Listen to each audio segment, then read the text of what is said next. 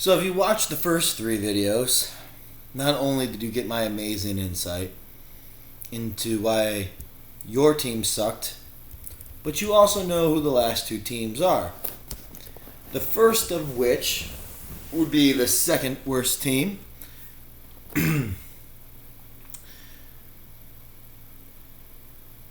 And perennial non-playoff a tier. My roommate, Mr. Teddy Ballgame, Fraggle, Boober. Valiant try as he might, he's already building for 2017. We look into his team. Quarterback Drew Brees.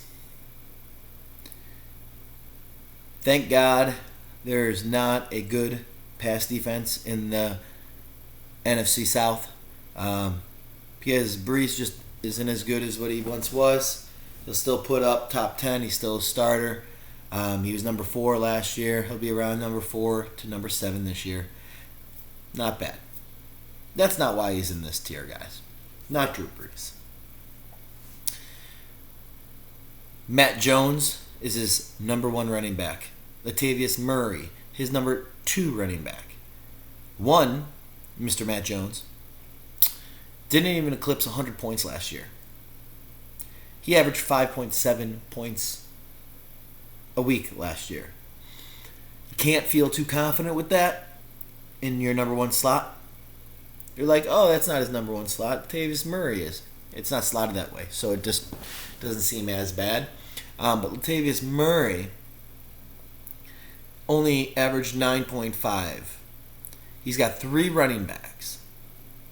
You put them all together, and they get up to 21 points a game, a week. That's not enough to make a difference. It makes a difference in the negative way. TJ Yeldon, he's okay. Definitely not what people thought he was going to be out of Alabama, but that's usually what happens to Alabama running backs in the league.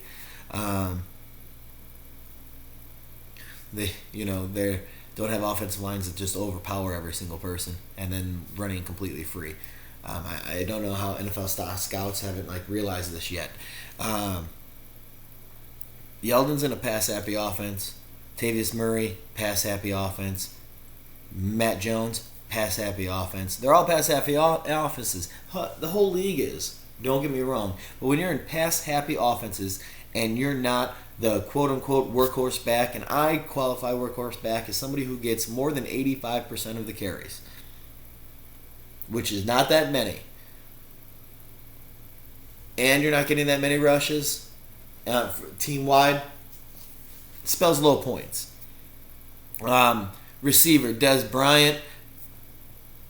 I know Tony Romo's going to hurt him. I don't think it hurts him as much as one might think. Young quarterbacks love to go with their superstar. Think Dante Culpepper back with Randy Moss. Heave it up. Heave it up. Heave it up. He does not care if Dak gets 32 interceptions. Neither does Teddy. Because as long as he keeps going to him, the negatives do not go against Dez. Allen Hurns I actually do like. So his receiver core, I'm actually happy with. Bryant, Hurns got a way late round, but he was a top 10 receiver. I don't understand. I think it's just because it's Jacksonville. Just like a lot of times people undervalue people from the West because a lot of us live on the East Coast or Midwest, and ESPN's very East Coast, and a lot of the sports sites that you look at are East Coast biased, and you just don't really see a lot of the players from the West unless if they're, huge. But the same kind of thing with Jacksonville.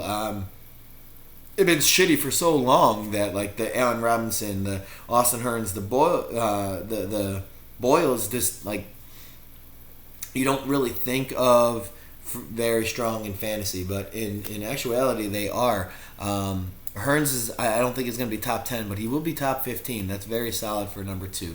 Of course, he's got the best tight end in the game, maybe of all time, in Gronk, Mr. Party Boat himself. He's going to be huge again. He'll be the number one back. He'll average over 10 yards. It's very nice to not have to worry about your tight end slot, which he never does. Gronk's in there. He's always going to be in there, except in his bye week. And even then, Gronk will probably score about 7 points. Very weak on the bench.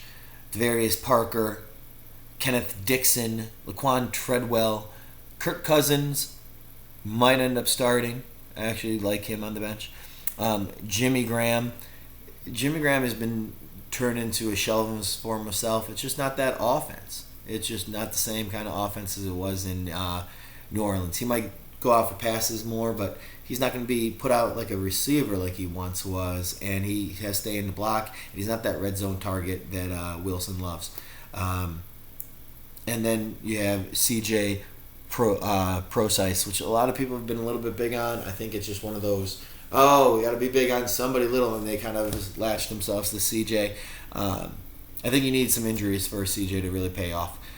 If that happens, you might be in better shape. However, you got about a 5% chance of making the playoffs.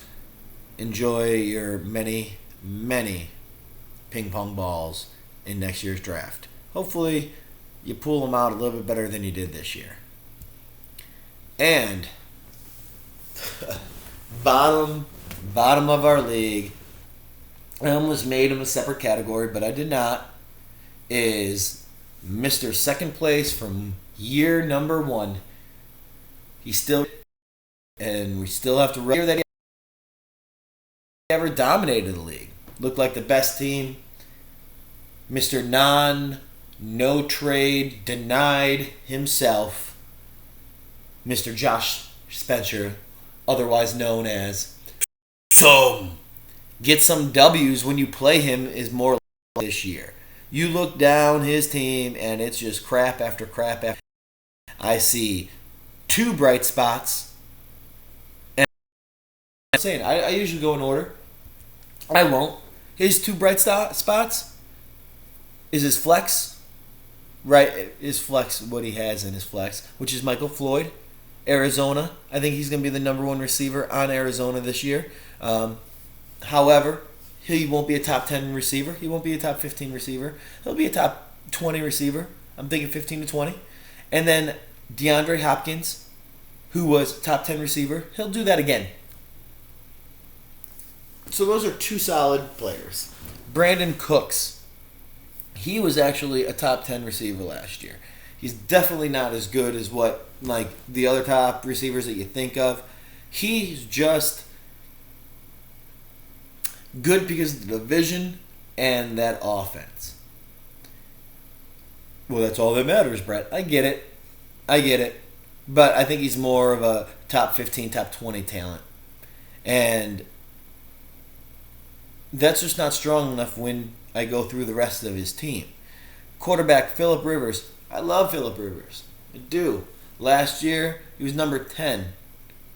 He's in a league or in a division with KC and Denver.